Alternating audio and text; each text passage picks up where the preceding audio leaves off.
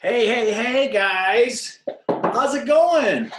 Good to see everyone. Good morning, good afternoon. How's everyone doing? Can everyone hear me okay? Give me a thumbs up if you can hear me. All right, lots of thumbs up. Well, good morning, Posse. It's good to have everyone there. I see, as always, lots of familiar faces. Great to see you guys out there. Oh, yeah, and lots of new faces. Hey, for all you new people joining us, welcome. We're so glad to have you aboard today. I am Mr. Billy, or Billy the Paleontologist, and I run Fossil Posse Adventures. And what we do here is in our kind of classes is we have a really cool time for just about 30 minutes. And I talk for the first part, and then we answer questions on the second part. So hold off on questions until I say, go ahead and let them go, okay? Before we get started, I want to say again, welcome to everyone who's joining us, and make sure you check out our website, fossilposse.com, for all the information about our upcoming summer camps, which are going to be awesome. The TV show Fossil Quest I've been telling you about, that'll be in June. And also our museum, our terrific dinosaur museum, which so many of you have generously donated to. Keep the donations coming. The museum's growing. I've been working really hard on it to make it awesome for you guys for when you make it out here. And you know what else? For those of you guys that can't make it out here, for whatever reason you won't be coming to Colorado anytime soon, Lily, my wife, who's the really smart one, she and I have been talking. I think we're going to do an online Fossil Posse summer camp.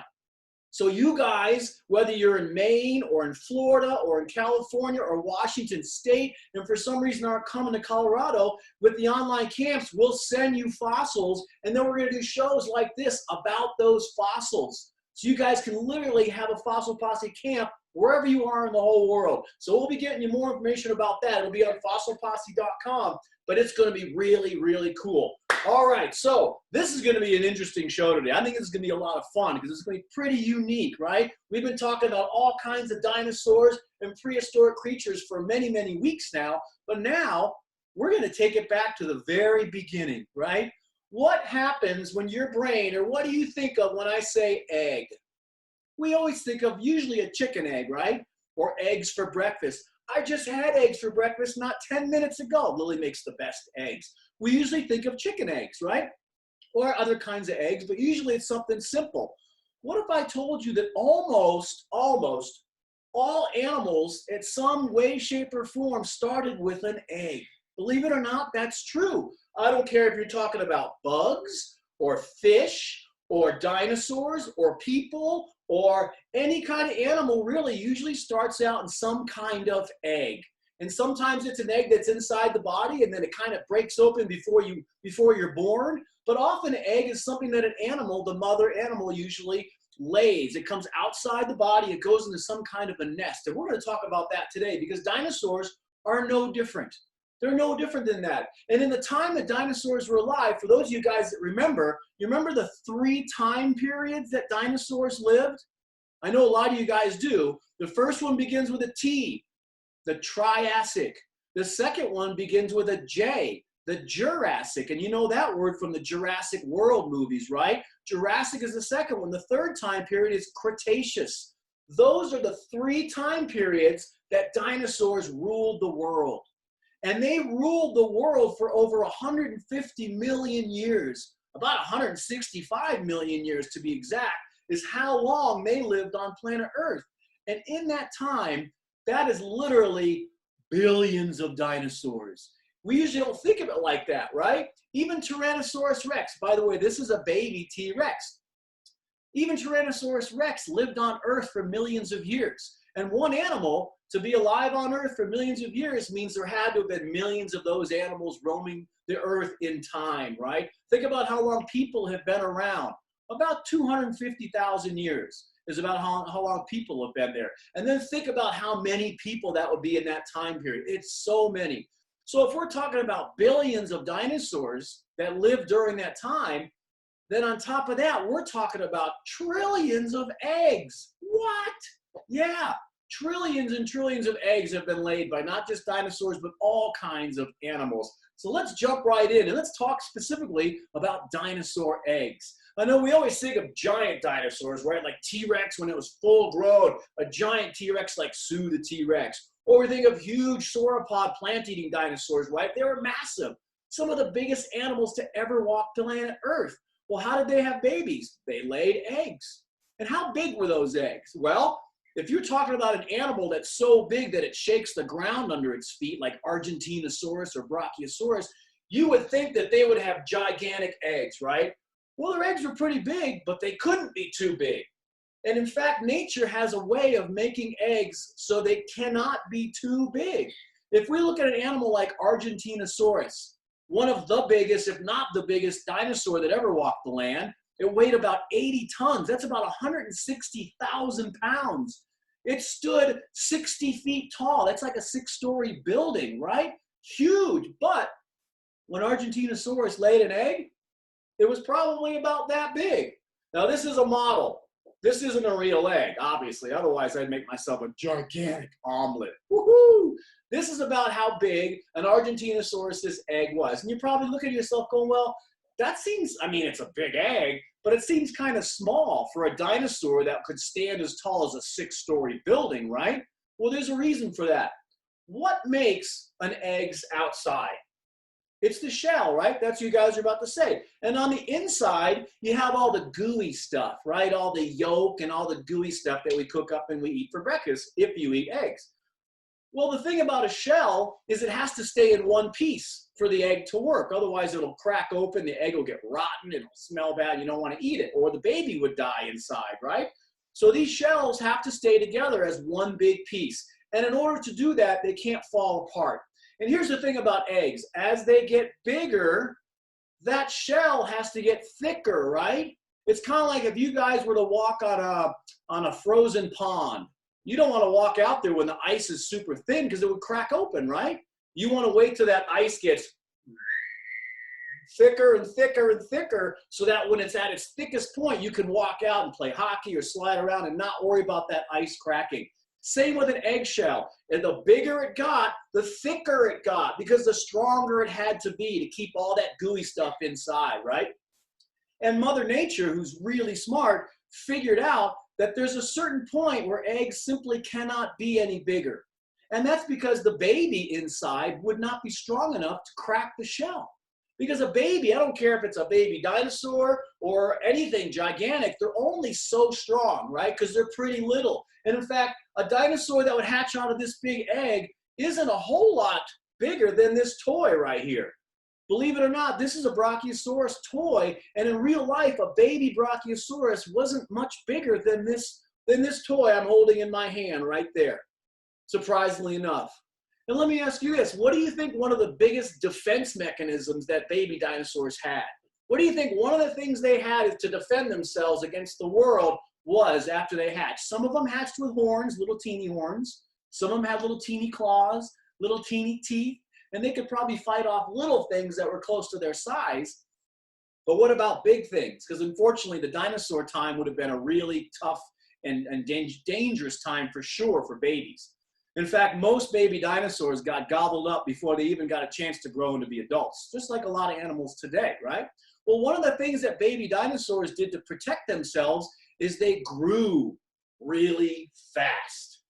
They grew super fast. When they hatch out of the shell, just like today, in our modern times, a crocodile or an alligator or a snake or a lizard or even turtles, when they crack out of their shell, usually mom's nowhere to be found and they're on their own. As soon as they crack out of the shell, they're ready to start eating, they're ready to go hide, and they're ready to grow as much as they possibly can. And it was no different for dinosaurs. Remember I showed you this baby T-Rex? Here's my hand right next to it. See, my hand is very, his head is about the size of my hand. This is about how big a baby T-Rex was when it hatched out of the shell. Now, their shells were shaped kind of like this. They were long and thin, as opposed to big round ones like these. They were long and thin. And one of the reasons they were long and thin is theropods, the dinosaurs that walked on 2 feet, usually had some kind of a nest, kind of like a bird, kind of like a crocodile. And they usually didn't bury them like you would like a sea turtle that lays their eggs deep in the sand, right? They had a nest on the surface, and they think one of the reasons that their eggs were long and thin is it kept them from rolling out of the nest sometimes. It made them all kind of stay together, and they'd stay in the nest pretty easily. But when they hatched out, T-Rex's egg was probably about that long, about 1.5 feet, maybe 20 inches long and about this big around. And when it hatched, this is about how big a baby was. All of you guys, I don't care how young you are out there, you're taller than a baby T-Rex. How neat is that? We think of T-Rex as being gigantic, but when it was first born, it was a little teeny dinosaur. But it was born with real sharp teeth. It had claws. It was ready to go. And mom probably stuck around for just a little while to keep an eye on the babies until they were big enough to be on their own completely. Just like modern crocodiles. Crocodiles and alligators and caimans, yeah, they're in a family called the crocodilians. And what they'll do is they'll bury their eggs in a very light grassy nest. So not enough to smother them, but just enough so air can get in there and help them stay warm. And then they'll hatch, and mom will hang out for a little while to make sure the babies kind of get on their way. And then they're on their own. And that's the same with most animals, or most dinosaurs, I should say, reptiles. And in fact, these giant sauropods, the giant long-necked dinosaurs, they didn't probably stick around much at all. They would have been very much like a sea turtle. You've probably seen on TV when a sea turtle lumbers up on the beach because it's got big flippers, it doesn't have feet. So it takes it a while, and it gets on the beach, and it digs a hole, and it drops a whole bunch of eggs. A sea turtle can have like 50 eggs in one clutch, and then it buries them. And then what does she do after that? She goes back to the ocean, and she swims off, never to see her babies ever. She just drops them in the sand, and in time, the earth keeps them warm, and eventually they grow and hatch out, and they crawl to the surface, and they make a mad dash for the ocean. And a lot of times reptiles, most of the babies get eaten. It's just the way it is. But like 1 in 100 will survive, and they'll go on to become the mommies of the following generation. And it was very similar with these giant long necks. They would walk into an area, they'd probably kick the dirt around and make a little bit of a bowl, and they would drop a whole bunch of eggs. Maybe they were this big, maybe they were this big, and they were kind of soft. You're wondering, well, how come they didn't break when they dropped out of a dinosaur that was standing 10 or 12 feet off the ground, right? Well, the material at the time wasn't hard like an egg. It was kind of soft like leather, like a leather jacket. Just enough so that when it dropped out of the dinosaur and hit the ground, it kind of went, and it bounced like a water balloon. It's kind of like a water balloon that doesn't break. It hits the ground, it goes boom, and it goes back to its regular shape. And in a matter of an hour or so, it hardens up as it's sitting in the nest. And they sit there, and the big mommies probably throw some dirt or some grass on top of them, and then they walk away, just like a sea turtle. They leave the eggs and they hope for the best. And of all those eggs, probably 1 in 100 will make it to adult size to come back the next time and lay eggs eventually. But babies will grow quickly. They eat and eat and eat. And these sauropods, the long necks, when they're little, they'll eat 10, 20 pounds of food in 1 week. And then all of a sudden, they grow a little bigger. And the following week, they'll eat 50 or 60 pounds of food, and they get bigger. And before you know it, before they're 1 or 2 years old, they're eating 100 pounds of food a day. By the time they're 5 years old or 8 years old, they're eating 1,000 pounds of food a day because they want to grow as fast as they can, because they know the bigger they get, the better chance they have of surviving. But you know what? Not all dinosaurs are going to be gigantic, which means not all eggs are going to be gigantic. Let's go the opposite direction. We always think of dinosaurs as being gigantic, and a lot of them were. But did you know that most dinosaurs that ever lived weren't much bigger than a cow, believe it or not? We just always know the super big, weird, mean ones, or giant ones. So those are the ones we think about. But there was hundreds and hundreds of dinosaurs that lived that weren't that big. In fact, this right here, this is a skeleton. This is a skeleton of a raptor right here. It's pretty small. You can see my hand next to it. This is my finger. His skull is as long as my finger right there. This is a baby velociraptor, which would have got pretty big. It would have got about the size of a big turkey when it was full grown. But there was also raptors like Eoraptor or Microraptor that when they were full grown, they were only this big. So a dinosaur this big laying an egg, it'd be a pretty small egg. It'd probably be something like, what else do we find here? What else I have? Well, here's one right here. This is an almond. It's an almond right between my fingers. And that probably matches up about to the same size as the size eggs that a dinosaur this big would lay. And she'd lay a handful of them, right? So we always think of eggs being big, or dinosaurs. We think dinosaur eggs would all be big, but some of them were tiny. And they got even smaller than this because there were dinosaurs that full grown were only as big as this toy I'm holding. Look at that. This dinosaur is only as tall as my finger. And there were dinosaurs, little raptors, that when they were full grown adults were only this big, which means this dinosaur laying an egg, it means its eggs would probably be smaller than a pea, maybe a little bit bigger than a grain of rice. And even reptiles today, there's little lizards and little amphibians and little salamanders that are pretty small, and they all lay eggs, and the eggs are teeny tiny. But eggs all have one thing in common, right? They have to gestate. And gestate means whether it's inside the mommy like a mammal or whether it's on the outside like a bird or a dinosaur, it takes time. It has to be the perfect temperature of not too hot and not too cold, not buried too much, buried just enough, right? To let the eggs kind of breathe. It's kind of like if you're under a blanket watching TV, sometimes you just get too hot and you throw the blanket off. You're like, I'm so hot, I need air. It's kind of like that. Those eggs need to be in that perfect position. And then in time, that baby will grow inside the egg, and eventually that egg cracks open, and those babies come out of that egg, and they're ready for the world.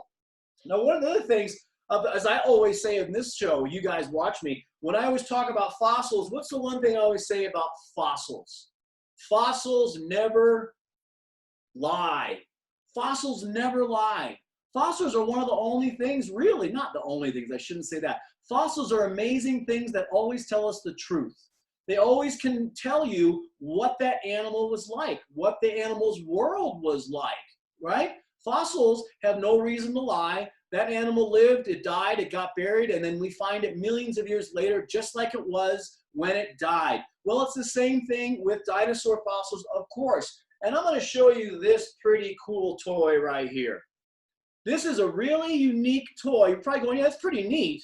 But this is also a replica toy of a particular fossil that was found that changed the way dinosaurs thought about dinosaurs and their babies and their nests. This is an oviraptor. And if I hold it closer to the camera, oviraptors have really weird faces. They're almost like turkeys. You can see how it's got its wings spread, and it's got a whole clutch of eggs right there, and it's covering those eggs. When they first found fossils of oviraptors, they found them near eggs. For some reason, they found a lot of them near eggs, and that's how the name came about. Oviraptor, the word raptor means thief. It means robber, basically. So microraptor means tiny robber. Utah raptor means robber found in Utah, right? Dakota raptor, velociraptor means fast robber. Well, oviraptor means egg robber. So initially they thought that the oviraptor, this kind of dinosaur, would sneak in and steal eggs from other dinosaurs. And that's how it's got its name. But then one day someone found the fossil that changed it all. They found a fossil just like this. And it was a mama oviraptor, and she had her arms out. I'm not going to say wings, because at this point they can't fly. They just happen to have feathers. If you remember that show, at the beginning, feathers were just for kind of showing off or to keep you a little bit warm, like having a sweater on, kind of. They didn't use them to fly. That was a byproduct of feathers, was flying. So what she had is she had her arms stretched out because where she was found was an ancient desert. And that desert had sandstorms, right? Have you ever been in a storm when dust is blowing around? Well, this was a serious sandstorm, and she knew it wasn't good. So she raised her arms up and laid down to cover her babies, to cover her whole nest and protect it from this storm coming through. But the storm was too big, and it buried her, and she died. And all of the eggs died because the babies couldn't hatch. But it's kind of a sad story. But millions of years later, they found the spot. They found the fossil. And they realized that this dinosaur wasn't stealing eggs. The reason they find this fossil dinosaur around eggs is because it sits on its eggs. It's one of the few dinosaurs that sits on the eggs like a bird and protects them. And that's what she was doing. And the fossils never lie. And that tells us a little story of something that happened 80 or 100 million years ago on a fateful day when a storm hit, when this mom was sitting on all the eggs. But we're able to learn from it, indeed. So there's kind of a little lowdown of dinosaur eggs. They're not much different than eggs of today. Some of them got super big. Some of them were super tiny. The babies would hatch out under the right conditions, and there'd be a lot of them because it would take a lot of them in order for a small group of them to survive. a lot like today. And then they grew super fast. And before you know it, they were the giant dinosaurs we know when we think of the word dinosaurs. And dinosaur books all over have pictures just like this of the mom tending to the eggs. And that's exactly the way they know it, because that's how they find the fossils. The fossils never lie. They teach us all about what the world was like, what the animals were like, and how they acted. So there's kind of a lowdown, and I think we're about ready for some questions, because I don't want to overwhelm you with too much information. Plus, you're going to learn a lot with the questions. So, Lily, what do we got? Let's start some questions. All right. Kaysen has a lot of questions. Kaysen has a lot of questions. All right, Kaysen, let's start. Do all dinosaurs lay eggs? How many different kinds of dinosaur eggs are there? Okay. So, Kaysen's first couple questions were, do all dinosaurs lay eggs, and what is it? What kind of eggs? How many different And kinds? how many different kinds? Hundreds of different kinds.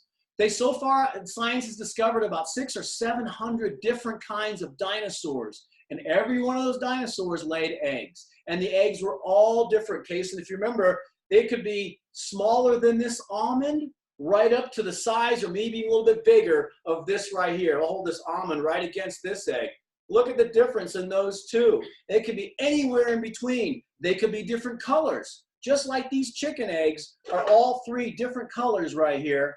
Dinosaur eggs would have been the same. They would have been similar to bird eggs, I'm guessing. Some of them would have been speckled to camouflage so predators couldn't find them. Some of them might have been long, like these theropod eggs, so they didn't roll out of the nest. But they're all similar in the sense that they held all that gooey stuff, and that gooey stuff turned into a baby, and that baby hatched out. So hundreds and hundreds of different kinds of dinosaurs, and they all laid eggs, different colors, different shapes, different patterns, and speckles and camouflage. So great question. All right, next one. Also from Kaysen. Okay. How many pounds is the biggest dinosaur egg?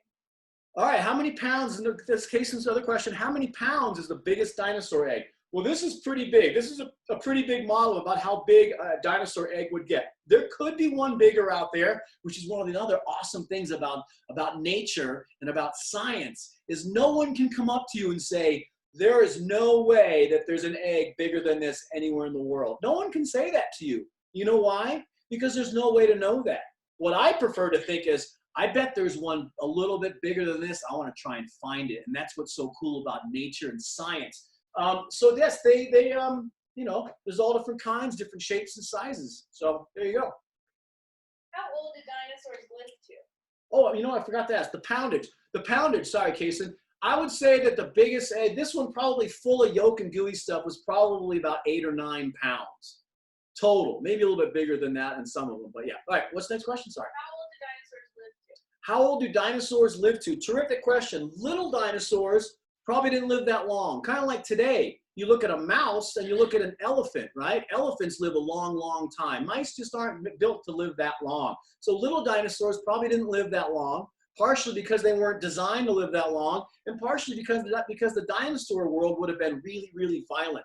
They probably would have gotten attacked and eaten at some point. But if they lived a perfect life, probably no more than about 5 or 6, 8 years on these little ones. But the big, gigantic long necks, maybe close to 100 years. Tyrannosaurus rex topped out at about 30 years old. Part of it because it got so big, carrying all that weight around on 2 legs, it would get sick, it would get injuries, plus it was violent. Every day it had to fight to stay alive. So the little ones, not a whole lot. The big ones, the super big ones, lived a very long time. Think about the giant tortoises of today. The Galapagos tortoise, the biggest tortoise on Earth, can be up to 100, 150 years old. So they lived a long time. All right, next question.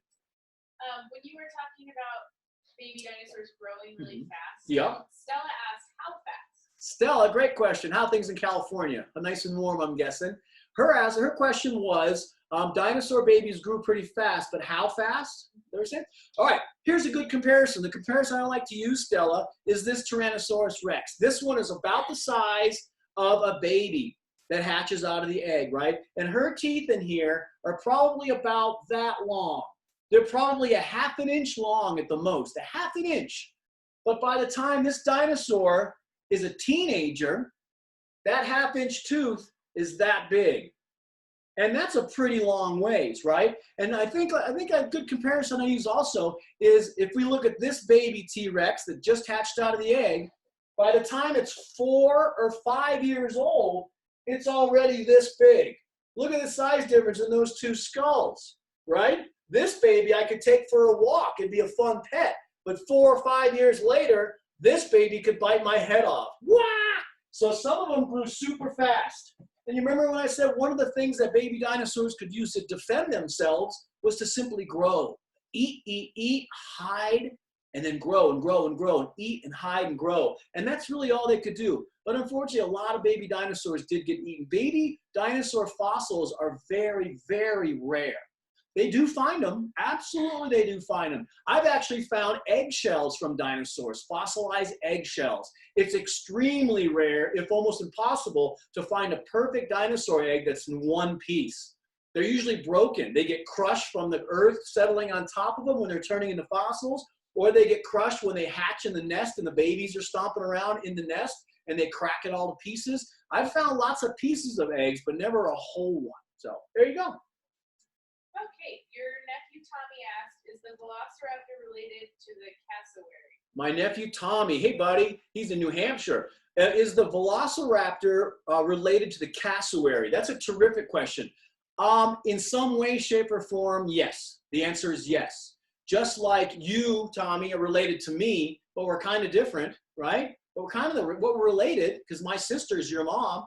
And then my great-great-great-great-grandpa is related to me, but he was probably different than me, but a few similarities. It would have been similar to that. You got to remember, the thing about dinosaurs is they lived for so long, they could change and evolve into all different ways. Plus, they died out so long ago. So the cassowary bird, for those of you guys who don't know what it is I think it's either the second or third largest bird in the world behind an ostrich. And it lives in areas of New Guinea, which is north of Australia. New Guinea is a dense jungle area, and they're a big bird. I mean, they're probably 5 feet, maybe 6 feet tall, a few hundred pounds. They have big feet with giant claws on them, and they absolutely look like a living dinosaur. They got feathers all over them. They're too big to fly, so their feathers are just for showing off or to keeping them warm on those cool jungle nights. And they have all kinds of colorful ornamentation on their heads, very similar to dinosaurs. So I would answer your question, Tommy, in this way. I would say, yes, they're definitely related in a way, some way, shape, or form, but not directly, but very similar, if that makes any sense. So yeah,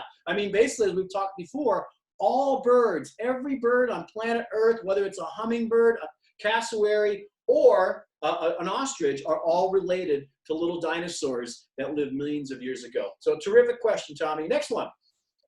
Nina asked, how did the babies get out of the eggs?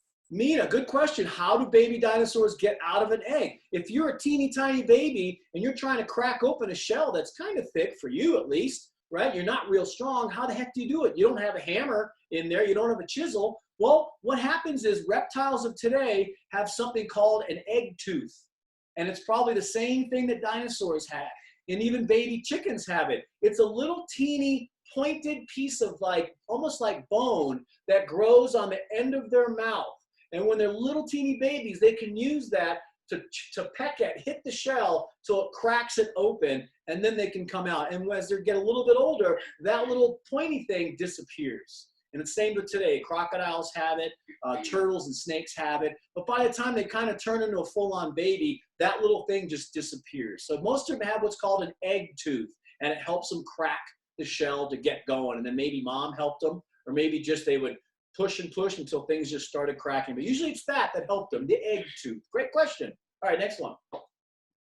Lauren asked, how big was a baby T-Rex? You can just show her. Yeah, Lauren, her question, which is a great one. How big is a baby T-Rex? Just about this big.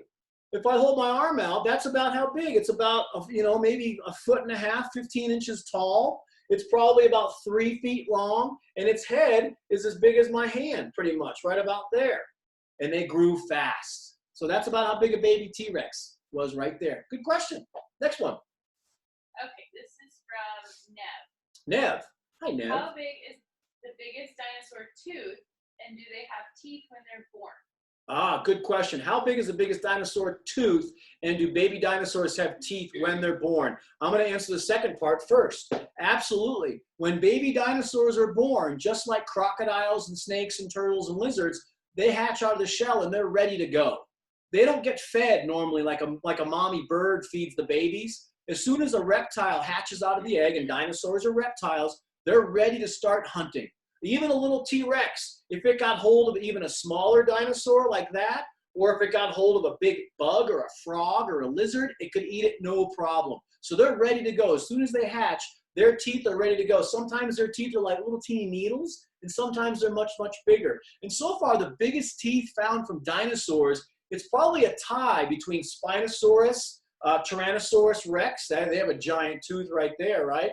And Carcharodontosaurus are probably three of the biggest ones. Now, there's a couple other animals that are marine reptiles, right? Like the mosasaurs, Liopleurodon, and they lived in the ocean, and they're reptiles. They're not dinosaurs, but they're reptiles, and they got gigantic during the ancient dinosaur times, and they lived in the ocean. Some of them had some super big teeth for grabbing whatever they could grab in those deep, murky ocean waters. So some of their teeth, this is a good example right there. I'll put it right in front of my face. That's a T-Rex tooth. Some of them got bigger than this. If that's an answer to your question. Terrific question. All right, next one. Okay, we have a couple questions about what was the biggest dinosaur ever and what was the biggest dinosaur baby? The biggest dinosaur ever is probably a tie right now from Patagotitan, Argentinosaurus, and Giraffatitan, I think was the other one. Those three, actually there's a couple more too, they all fall into a super elite club. And the membership to that club means you have to be a certain size. And they're all about that size. They're all probably 80 to 90 feet long, maybe 100 feet long, and weigh between 80 and 100 tons. And they are called the Titanosaurs. And they got the biggest. So it's hard to pick an absolute biggest one because we haven't found everything.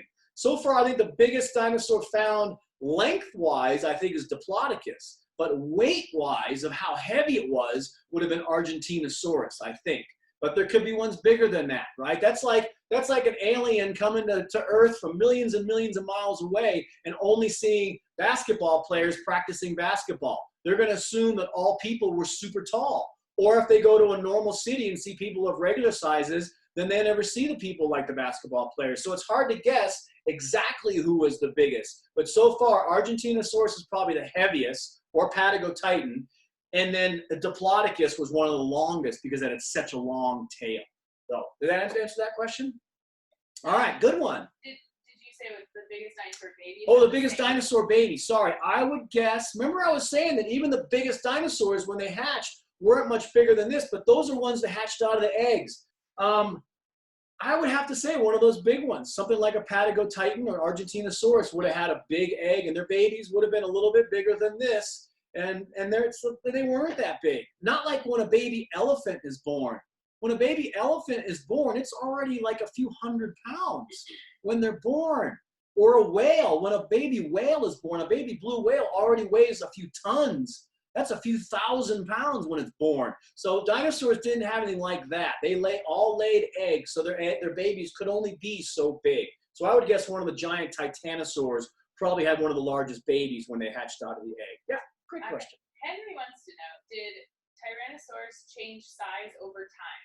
Henry, did Tyrannosaurus rex change size over time? The answer is absolutely yes. Exactly like you, my friend. You were changing size over time. You might not feel like it, but you're growing a little bit every single day. If we measure you now and then measure you tomorrow, it's going to be the same. But if we measure you now and measure you in 6 months, you're going to be bigger. So everyone is kind of growing until you reach adulthood, until you reach your maximum size. You're growing a little bit every single day. It was the same with dinosaurs. They got bigger and bigger and bigger and bigger, and then they got gigantic.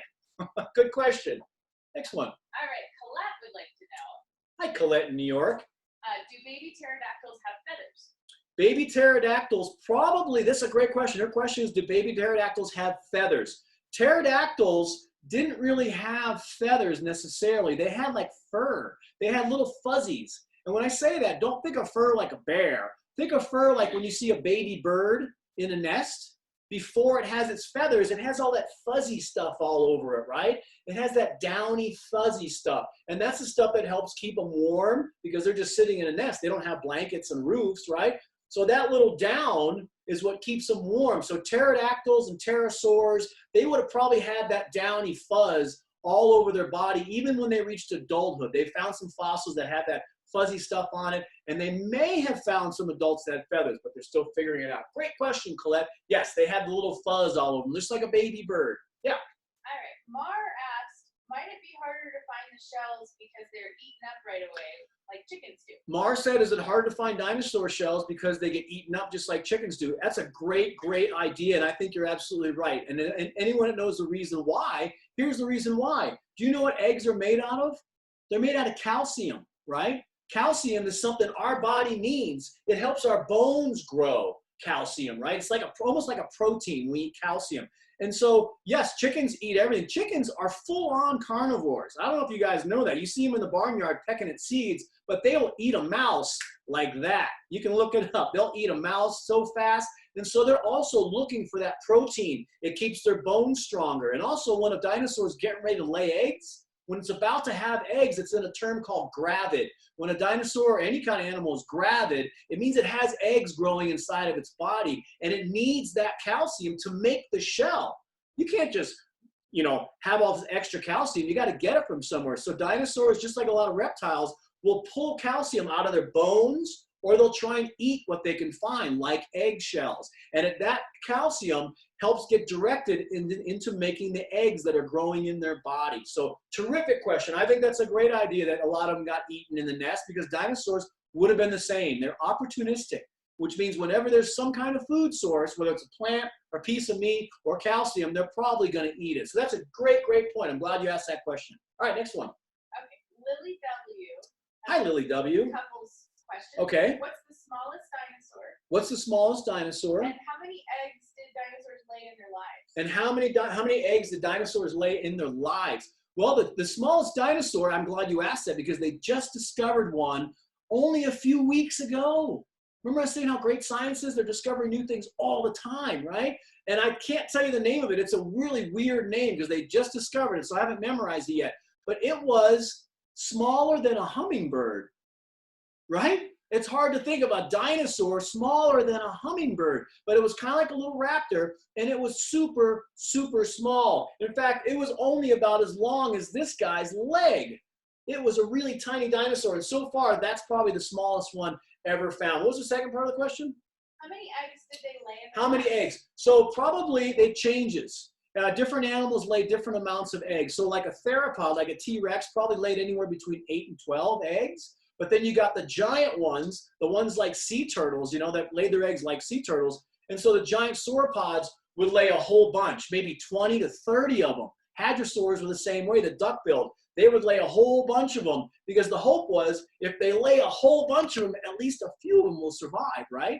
If you lay just a handful, then there's like slim chance that they won't all survive. So they'll lay a lot of them. So some dinosaurs, maybe 7 to 10, 8 to 12 eggs. And then some dinosaurs, maybe as many as 30. So it varies between which kind of dinosaur it was. Well, you guys, we're out of time. But you know what I always tell you, get on fossilposse.com with the permission of your parents, and you can email me any questions you have. I would love to talk to you more about it.